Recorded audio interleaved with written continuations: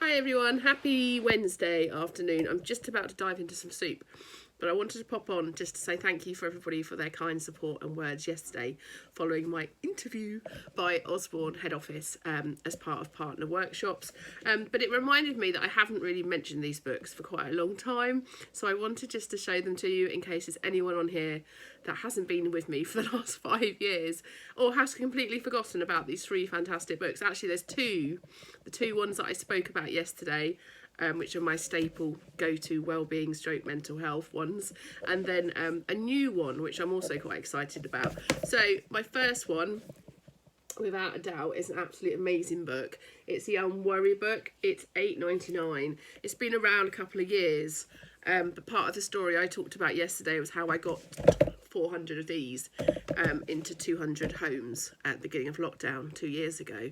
And I won't go into that all now, but this is one of the main books. We love this book in our house. I have one, Jessica has one, and Edward has one.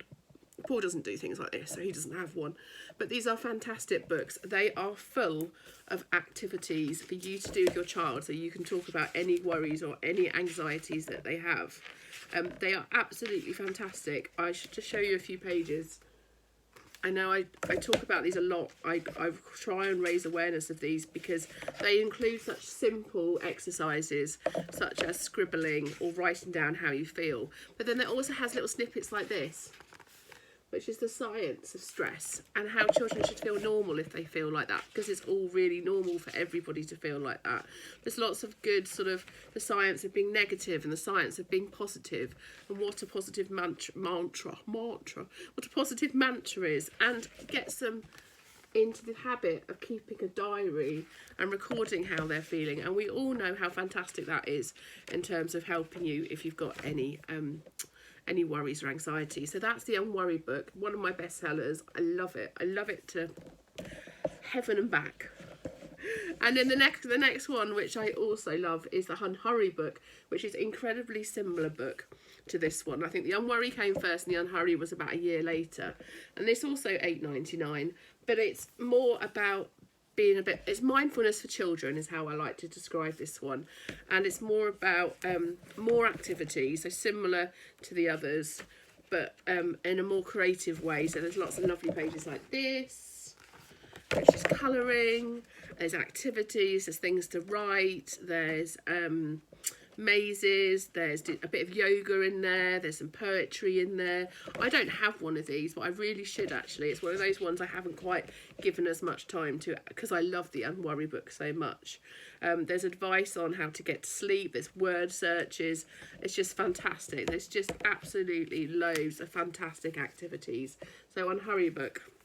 And then my third book I wanted to show you today, excuse me itching, scratching my head, there's always a scratch when you're on a video.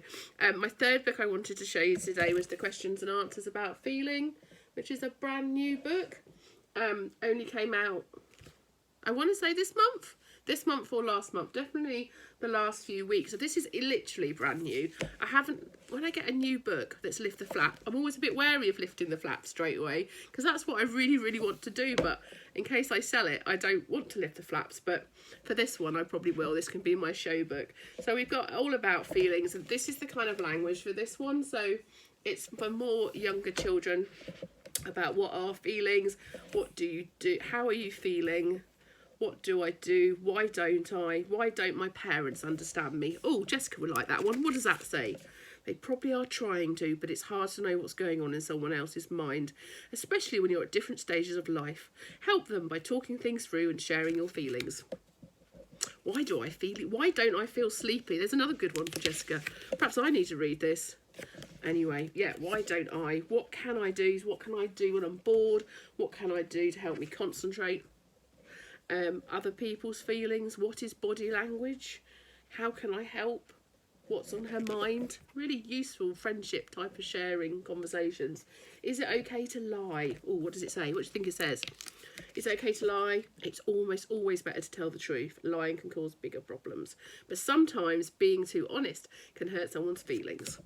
Excellent. That's the answer I like to give my children. Is it okay to be afraid of the dark?